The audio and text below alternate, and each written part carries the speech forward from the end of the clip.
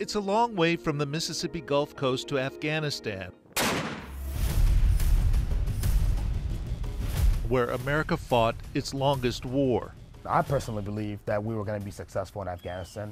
The Taliban, tactically, in a firefight could not stand up to American forces. Former Marine Sergeant Mose Espinal of Long Beach, Mississippi, did 2 9-month tours in Afghanistan in 2009 and 2011, and he believed in the mission.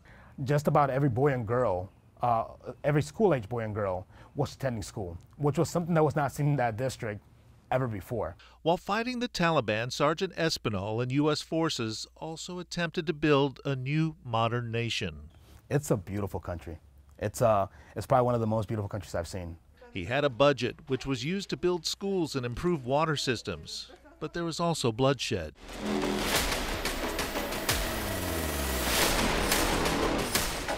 On our second deployment, we lost we lost 17 Marines and a little over 200 plus wounded. Espinal believes the death toll could have been much worse if it wasn't for his interpreter, Anil Adnati, nicknamed Lucky. Espinal says Lucky helped him communicate and navigate in a strange and hostile land, often fighting right beside him and his fellow Marines. Most of these guys, they've seen 5-6 years of extreme combats in the most kinetic areas of Afghanistan. Flash forward to August 2021. Though he was back home, Espinal felt he had to begin a new fight after absorbing the disappointment of the fall of Afghanistan and the Taliban push into the capital of Kabul. It was pretty much impossible for them to make it through the crowds and get to the gate.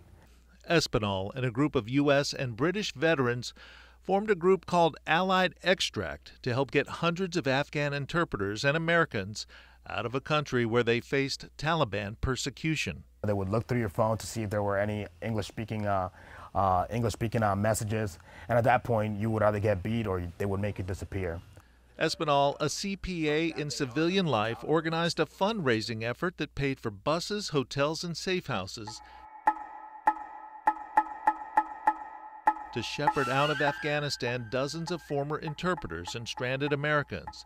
The initial plan was to get them to the main airport, but after the fall of Kabul and the American withdrawal from the airport, the plan shifted to extricate them through the northern part of the country.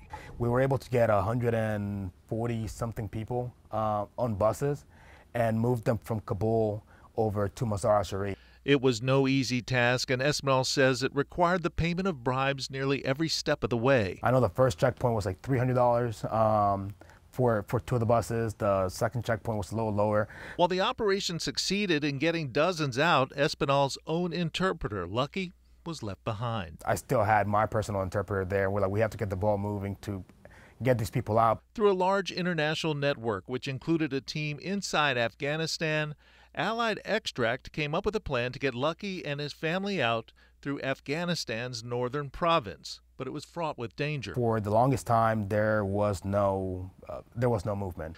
But then a bus managed to get to Lucky and pick him up, along with his wife and brother. They finally got out of Afghanistan. Let's see where you at, buddy. The former interpreter and his family now safe at a U.S. base in Abu Dhabi, and Espinal is relieved. Are they enjoying doing? Are they enjoying it? Yeah. That's awesome, man. That's awesome.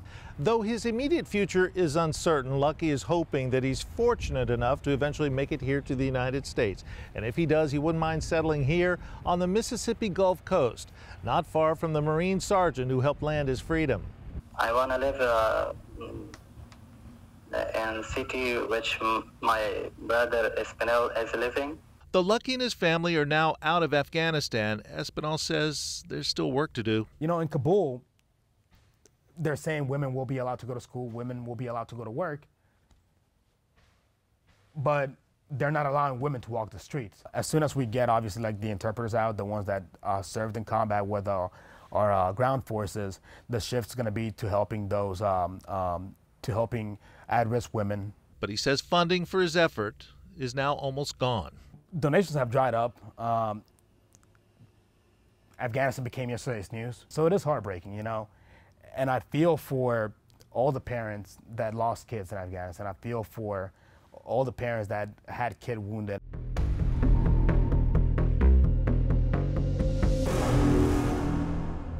For now, Espinal says Taliban persecution is strong, with the government promising to bring back executions and amputations. I truly believe we're worse off now than what we were back in 2001. But Espinal remains hopeful that someday the seeds planted by the Americans will take root.